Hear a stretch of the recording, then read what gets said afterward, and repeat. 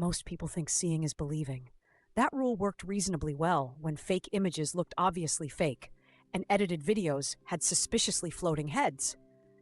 But AI has changed that.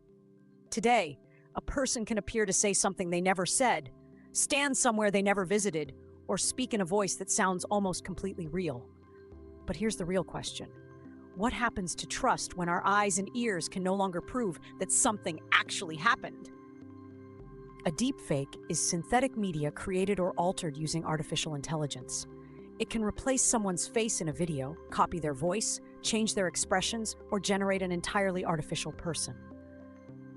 The word combines deep learning and fake because these systems often use deep neural networks to create convincing imitations. Think of it like a digital impersonator. A human impersonator studies someone's voice, expressions, and behavior before copying them. A deepfake system studies images, videos, or audio recordings and learns the patterns mathematically. Once it has enough information, it can generate new content that resembles the real person.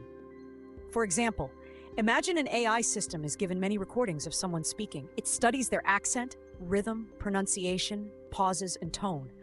Later, a user can type a sentence the person never recorded, and the AI can generate it in a similar voice. The same idea can be used with faces and body movements.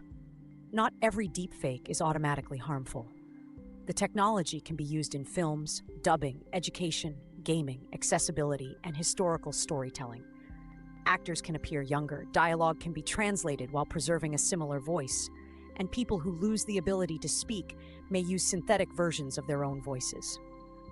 A small case study is the film industry. Visual effects teams once needed large budgets and weeks of manual editing to change an actor's face or age. AI tools can now assist with facial replacement, lip synchronization, voice modification, and digital characters. This can reduce production time, but it also creates serious questions about permission, payment, and whether an actor's appearance can be reused after filming. The same technology becomes dangerous when used without consent. Criminals can imitate a family member's voice and claim there is an emergency. A fake executive can appear to request a financial transfer. A politician can be shown making a statement that never happened. The content may only need to look real for a few minutes to create damage. Deepfakes are especially powerful because humans naturally trust familiar faces and voices. If we receive a strange text message, we may become suspicious, but hearing the voice of a relative or seeing a video of a trusted person can lower our defenses. AI attacks emotion before logic has time to respond. So, how can people protect themselves? Do not trust unexpected requests for money, passwords, or confidential information simply because the voice sounds familiar. Contact the person through another method. Use private verification questions with family or colleagues. Look for unnatural lighting, strange lip movement, inconsistent shadows, unusual blinking, or audio that feels slightly disconnected. But visual clues will become less reliable as the technology improves. The stronger protection will come from verification systems, trusted sources, digital signatures, platform labels, and better media literacy. Instead of asking only, "Does this look real?" people will increasingly need to ask, "Where did this come from, and can the source be verified?" Historically, manipulated media existed long before AI. Photographs were edited, voices were imitated, and videos were cut to change meaning. What deep learning changed was the speed, realism, and accessibility. A task that once required professional studios can now be attempted using ordinary consumer tools. The problem is therefore bigger than fake celebrity videos.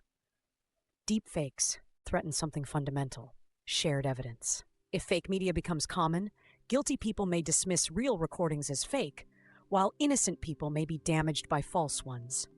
This is sometimes called the liar's dividend, when the existence of deepfakes gives people an excuse to deny authentic evidence.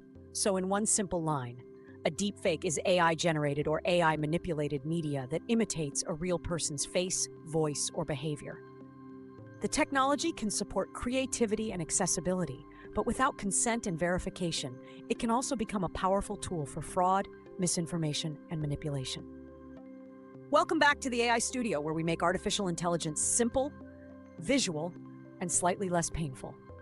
But if AI can already speak, write, remember preferences, and take actions for us, What will the next generation of AI assistants actually look like? And could they become less like tools and more like digital managers of our lives?